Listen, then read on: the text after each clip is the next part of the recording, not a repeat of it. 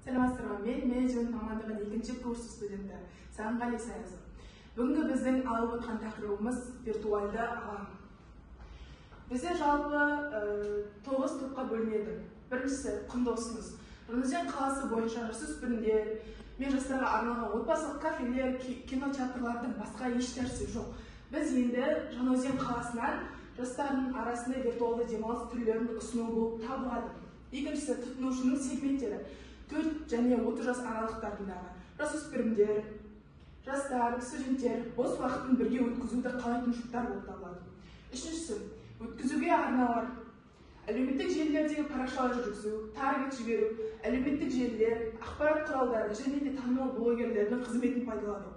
Сонымен қатар, алғашқы тұтынушыларға тегін бір реттік қызмет ұсыну, нарықты тиімді баға ұсыну. Төртіншісі, клиенттермен қарым-қатынас.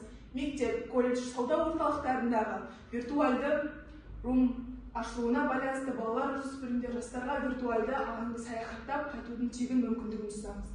Көбінесе виртуалды клубтардағы сертификаттар үйлену тойлары мен туған күндерге сыйлық ретінде беріледі. Бесіншісі, кіріс арындары. 15 минуттық және 30 минуттыққа дейінгі ерекше виртуалды саяхатты уақыты беріледі. Оны 15-20 минуттар 1000 теңгеден, ал күніне алғашқыда 30 адам келсе, біздер примерно 900 мың теңгедей табыс табамыз. Негізгі ресурстар: жалдамалы жайлар, құрал-жабдықтар, ақша қаражаттар мен мамандар. Қызметтің негізгі түрлері жас ерекшеліктеріне қарай жеке командалар арасында ертегі әлеміне саяхат, ғажайыптар алаңы, комнаталық квесттер ойнатылады. Негізгі серіктестер: құрал-жабдықтардың жүргізушілер мен құрушылар. 9-шы, шығындар құрылымы.